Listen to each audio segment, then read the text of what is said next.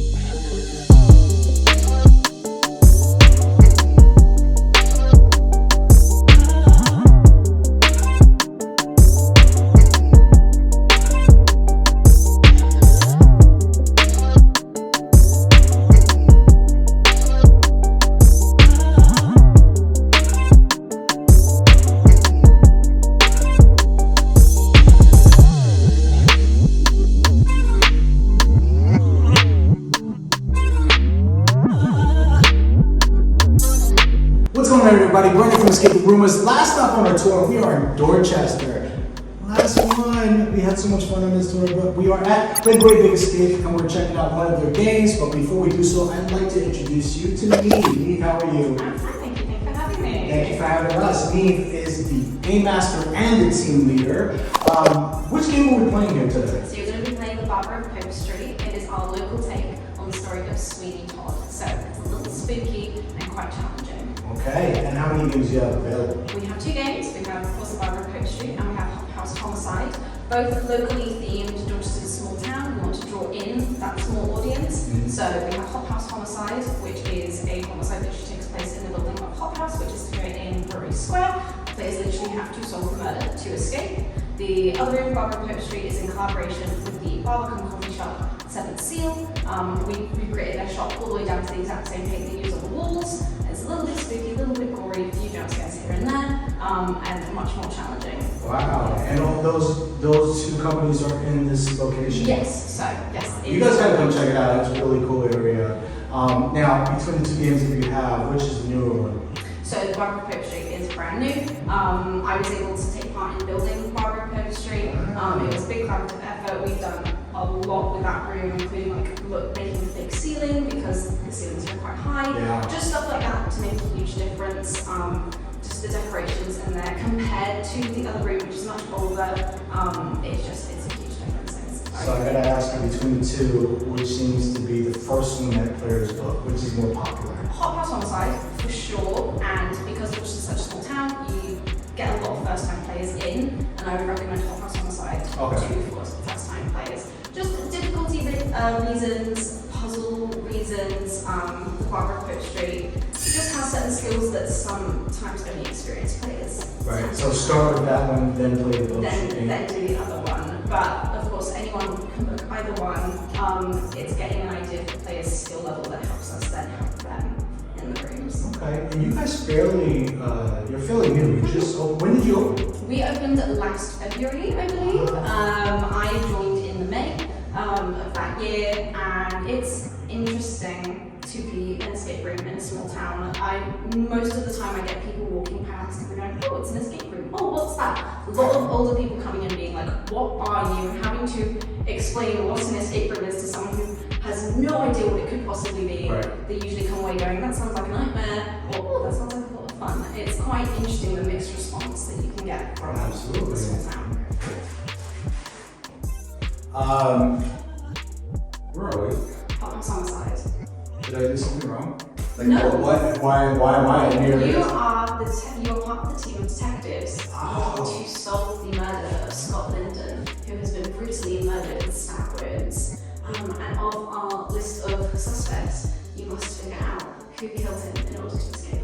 Okay, that makes sense. That's why I'm in here. That's why you're in here. All right, now I gotta ask you. You game master a lot. I'm I'm pretty sure you've seen a lot of stuff while watching players in the room on cameras. Share a story with us. Something that you've seen them do, something funny, crazy. Like we've heard almost about everything, but we do get a story every now and then that's new. Okay. I would say it really depends. In the Barber of Pope Street, I've had a group make a pentagram with the candles in hopes of getting a clue. In this room, there's actually a bed. Voluntarily? They made a pentagram and stood in like a circle, and to instead of just waving at me to get a clue, they made a pentagram. That was very funny. And then in this room, I once had a group of guys in, and there's a bed in the other room, and I tell players very distinctly, you do not need to dismantle the room to find secrets. That's my favourite thing to say. But they took it upon themselves to take the bed apart, strip it off. I was like, and so when they were on the floor begging for a clue, I said them, if you make the bed, I will give you a really good clue. They all ran off. I've never seen a group of lads show such teamwork in putting together a bed. That was quite good.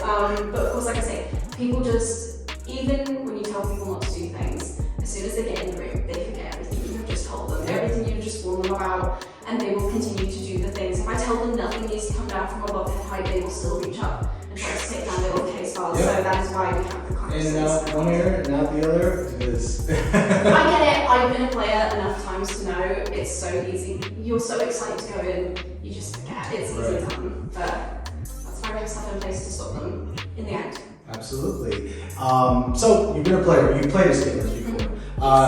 What is your number? How many have you played? I haven't done too many. I've done about 3. Okay. Not including when I started here and I played what used to be in the Barber of Pope Street. But yes. This is going to be a pretty easy question for you then. Yeah. Just give a shout out to another company in the game. One that stood out for you, preferably the name of the company and the game anywhere in the world. Okay, so obviously just a small town, so when players come in, I try to recommend still locally based escape rooms. I usually have them in the direction of Bournemouth, a bit more of a city type place. They have escape hunt there. They are a chain, but because our rooms are so observation based and reading based, I tend to pick out when players are more physical players. They want to run around, they want to pick stuff up, they want to put stuff together. So I say to them, hey, if you want more physical based games, escape hunt in Bournemouth are really, really good for that. Very sort of, not simple, but like, you get the idea. You've got to pick stuff, you've got to run around. Otherwise, if people come away hoping something for more scarier, again, in Bournemouth there are like escape houses by a company called Ouija. Ouija? Ouija. So are you trying to like make it sound out? No, I just don't know. But they have 2 different houses, Ouija and Cremeatorium, and they have live actors. I've had a lot of people come and tell me about it, or I haven't done them myself. Okay. I've been on their website, I've looked through, they're very strict with their rules, which I love. Is one of those ones where if one person wants to leave, the game's over. They're very strict, but I get it from a business standpoint. And so if people want something a bit scarier, I tend to point them towards Bournemouth and what it has to offer. And which game at Escape Hunt did you play? I have done their pirate themed room and their Egyptian themed room.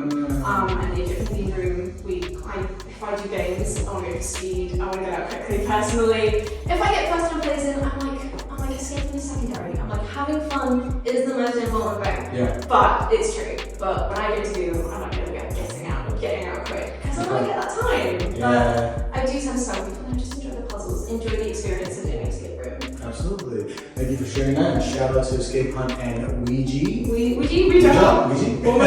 Yeah. Now, you are a team leader here. Is there any advice you can give to other team leaders or other managers and other companies in escape rooms to help provide a better experience for the user and the customers? So, I would say the biggest thing is be patient with your new staff members. Put them through the rooms, understand if they haven't done escape rooms before. Just be patient, be as thorough as you possibly can. You've got a lot of tech here that most people wouldn't have used at other jobs. Right. And then as far as talking to players go, you've got to get their attention. Be funny, be loud. You've got to dominate the room so that people actually listen to you. I'm not the tallest person, I'm not the most intimidating person, but you have to let people know if they're going to do something wrong. This is your business and you won't hesitate to take them out if they do not follow what you say.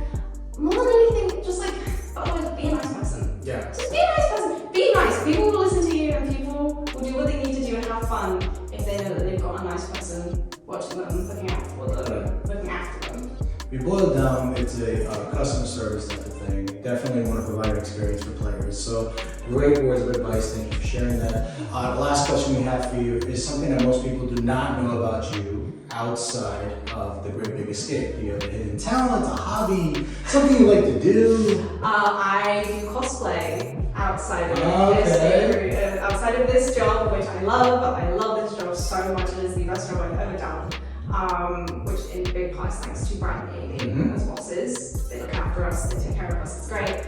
But yeah, outside of it, I do cosplay. I'm just a massive nerd. I've done D&D, I'm a big anime fan, horror fan, games, anything like that. Huge. Tabletop gaming? Some tabletop, yeah. I've done a bit of D&D over the years. Taking a break from it because it can get a bit much. It's a lot of commitment, and working in an escape room, you can work quite late shifts. So I have to take a break from that. But otherwise, cosplay, I would say, is like my main hobby. I picked up crochet recently. That's quite mindful. That's quite fun. You are busy. Yeah. I love hobbies. Yeah. I always have a new hobby going on. Awesome.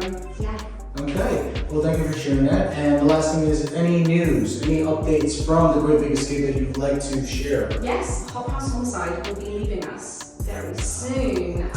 We'll be changing her out for what will hopefully be a brewery-themed room because we are in Brewery Square, which used to be a booming business for Dorchester in the past. So we're hoping to pay some levels of homage to that with a brewery-themed escape room. All right, well follow them on social media, go check out their website, stay tuned for updates, and also check out our website, escapetheroomers.com, so you know what we thought of the game that we're playing today. And do not forget to like and subscribe to the YouTube channel because we're showing you what to expect when you make it on over to these places like Dorchester.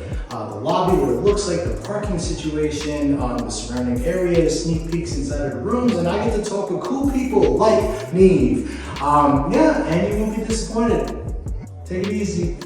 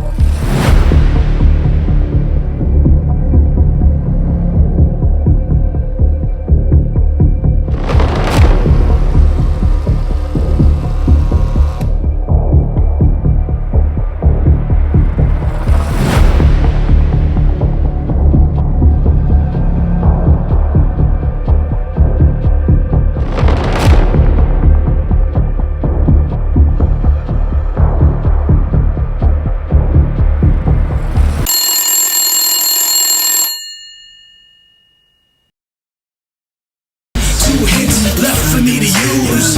One hit left for me to move. Time is running out, gotta figure something out.